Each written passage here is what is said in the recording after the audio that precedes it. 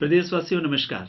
जैसा कि आप सब जानते हैं कि आगामी 17, 19, 21 जनवरी को प्रदेश में पंचायती राज चुनाव होने जा रहे हैं और अगले 5 वर्षों तक हमारे द्वारा चुने गए ये प्रतिनिधि ही हमारे घर, गांव व पंचायत की दशा और दिशा को तय करने वाले हैं। इसलिए चुनाव हम सभी के लिए बहुत महत्वपूर्ण है। पिछले 13 वर्षों से सक्रिय राजनीति में हूं और इन 13 वर्षों में हिमाचल के लगभग हर कोने से लोगों और पंचायत प्रतिनिधियों से मिलने का अवसर प्राप्त हुआ है और इस दौरान पंचायतों को लेकर जो भी अनुभव हुए हैं उन सभी अनुभवों को मैं आज आप लोगों के साथ साझा करना चाहता हूं। इन्हीं अनुभवों के आधार पर मैं कह सकता हूं कि बहुत कम पंचायतें ऐसी होंगी जहां लोग विकास और पंच प्रतिनिधियों के कार्यों से पूरी तरह से संतुष्ट होंगे।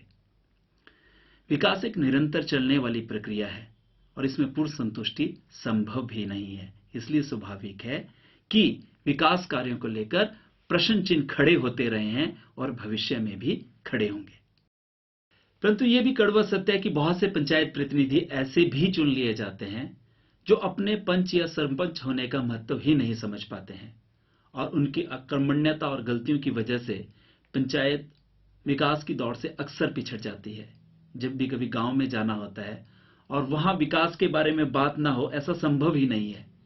कुछ बातें ऐसी हैं जो लगभग हम लोग हमेशा सुनते हैं और हमेशा इसकी चर्चा भी करते हैं। जैसे हमारे गांव में विकास बिल्कुल ही नहीं हुआ। अरे भाई साहब, थोड़ा बहुत हुआ भी तो वो कुछ ही लोगों के घर, चुनिंदा लोगों के घरों में हुआ। और अच्छा, ये भी योजना है भाई साहब, इसका तो बिल्कुल भी पता नहीं है।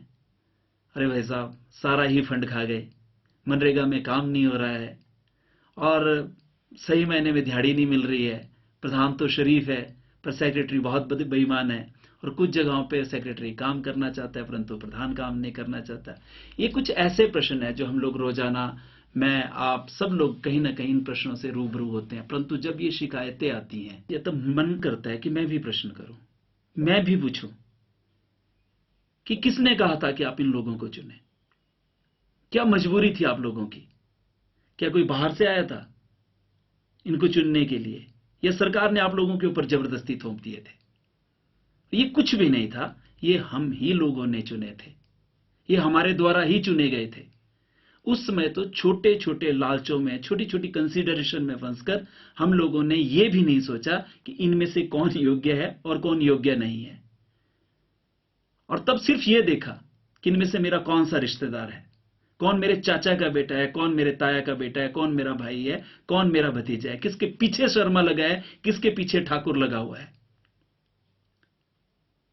जब चुनते समय हमारे दिमाग में संकीर्णता थी तो यकीन मानिए ये पंच प्रतिनिधि चुने जाने के बाद इन लोगों का दिमाग भी संकीर्ण होगा। जब विकास का बात आएगी तो कहीं ना कहीं ये लोग फिर से भाई भतीजा वाले।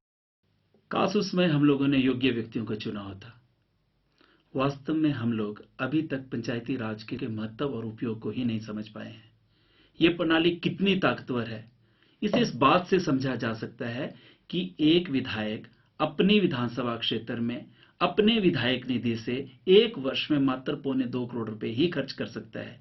वहीं एक प्रधान अपनी पंचायत में इस राशि से ज्यादा का खर्चा कर सकता है और काम भी करवाता है। एक विधायक औसतन अपनी विधानसभा क्षेत्र में एक वर्ष में 3.25 लाख रुपए ही खर्च कर पाता है। एक सांसद उस विधानसभा क्षेत्र के उस पंचायत में मात्र 60,000 रुपए खर्च कर पाता है। परंतु ऐसे भी उदाहरण है जहां प्रधानों ने अपनी पंचायत में 8 से 10 करोड़ रुपए के कार्य किए हैं। आज वो समय चला गया जब विकास कार्यों के लिए हम लोगों को किसी विधायक का मुंह ताकना पड़ता था। आज वो समय चला गया जब हम लोगों को विकास कार्यों के लिए किसी सांसद का मुंह देखना पड़ता था। 14वें वित्त आयोग की सिफारिशों से अब पंचायतों में विकास की धन के लिए कोई कमी नहीं और 15वें वित्त आयोग में तो 5 वर्षों में हिमाचल प्रदेश को ग्रामीण विकास के लिए लगभग 50,000 करोड़ रुपए मिलेंगे। आज पंचायतें क्या नहीं कर सकती? सड़कें, रास्ते, कलवर्ट, भवन, गलियों में रोशनी, खेल के मैदान, पेयजल योजनाएं, पुस्तकालय, आंगनवाड़ी जैसे अनेकों कार्य हैं जो ग्राम पंचायत अपने स्तर पर करवा सकती है और इसके लिए उसे किसी सांसद या विधायक की आवश्यकता नहीं है। आज एक पंचायत प्रधान एक सांसद एक विधायक से ज्यादा विकास कार्य अपनी पंचायत में करवा सकता है, पर यह तभी संभव है जब पंचायत प्रधान, उप प्रधान और वार्ड मेंबर योग्य व्यक्ति हो।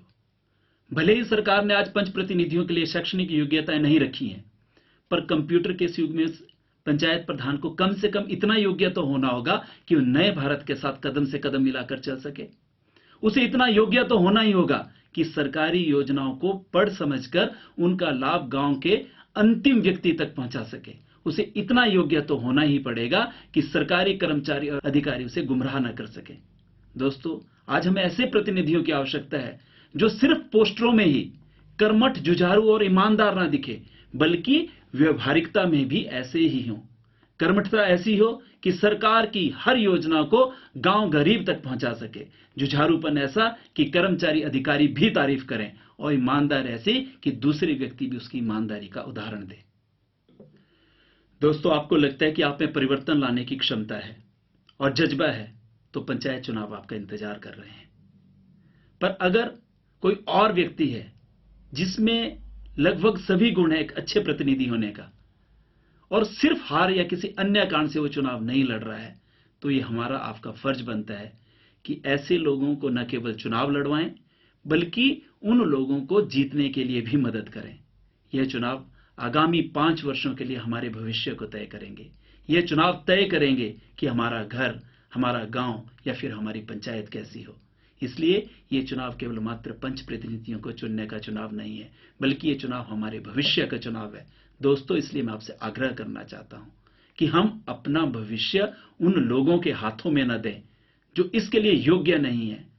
अपनी अपनी पंचायतों में उन्हें चुने जिनमें परिवर्तन लाने का जज्बा हो और समाज सेवा करने की नीयत हो। धन्यवाद। जय हिमाचल, जय भारत।